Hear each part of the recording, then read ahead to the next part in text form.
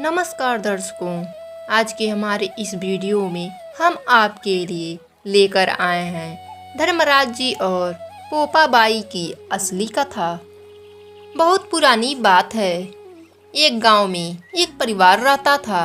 परिवार में भाई भाभी और एक बहन रहते थे, लेकिन उनकी बहन की शादी अभी नहीं हुई थी। बहन का नाम पोपाबाई था। पोपाबाई धर्मराज जी की परम भक्त थी और वह हमेशा व्रत नियम बड़े श्रद्धा भाव से किया करती थी। एक दिन उसके भाई भाभी ने पोपाबाई से शादी करने को कहा। तब पोपाबाई ने कहा, मुझे शादी नहीं करनी।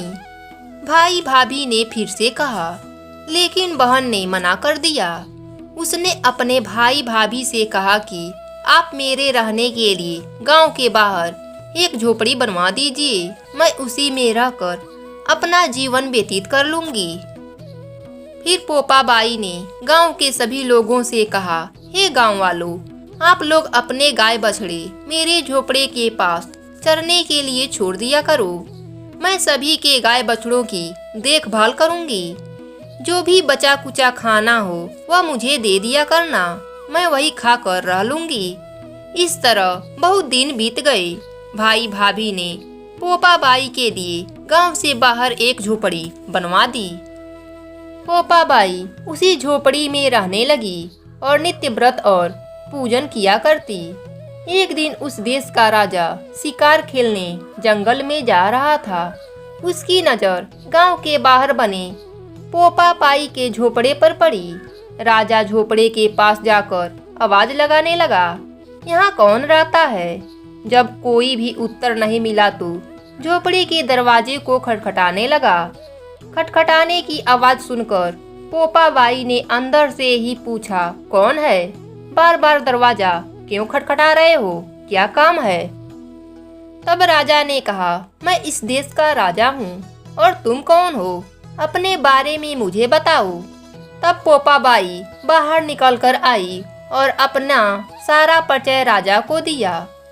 राजा पोपाबाई को देखकर पोपाबाई पर मोहित हो गया और उन्होंने पोपाबाई से कहा, मैं तुम्हारे साथ विवाह करना चाहता हूँ। लेकिन पोपाबाई ने विवाह करने से मना कर दिया।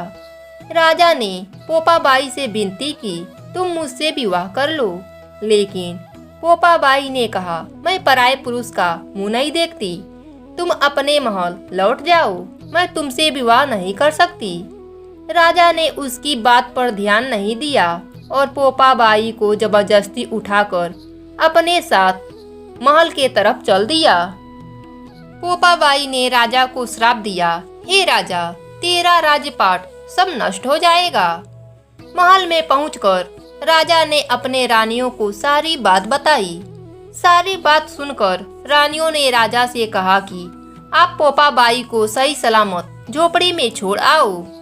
रानियों के कहे अनुसार राजा पोपाबाई को उसके महल में छोड़ने जा रहे थे। रास्ते में पाप की नदी आई, उसमें राजा पोपाबाई के साथ डूब गए। पोपाबाई मृत्यु के बाद जब धर्मराज जी के नगरी में पहुंची, वहां पर धर्मराज जी ने उसे स्वर्ग का पूरा राज्य दे दिया। किसी गांव में एक सेठ सेठानी की मृत्यु हो गई। वह दोनों भी मृत्यु लोक से स्वर्ग लोक को आए, लेकिन स्वर्ग का दरवाजा बंद पड़ा था। सेठ सेठानी धर्मराज जी से स्वर्ग का दरवाजा खोलने की विनती की। तब धर्मराज जी ने कहा, इस पर पोपाबाई का राज है। तब सेठ सेठानी ने कहा, हम पोपाबाई को नहीं जानते, कौन है पोपाबाई? तब धर्मराज जी ने कहा, मैं तुम दोनों को 7 दिनों के लिए मृत्यु लोक में भेजता हूँ। धरती लोक पर जाकर धर्मराज जी का कथा करना और पोपाबाई का जयकारा लगाना। सेठ सेठानी ने धर्मराज जी के कहे अनुसार ऐसा ही किया। 7 दिन बाद सेठ सेठानी को भी स्वर्ग की प्राप्ति हुई। जो भी इस कहानी को कहता है, सुनता है या हुंकारा भरता है, उसका भी स्वर्ग का दरवाजा खुल जाता है। जय हो भगवान की।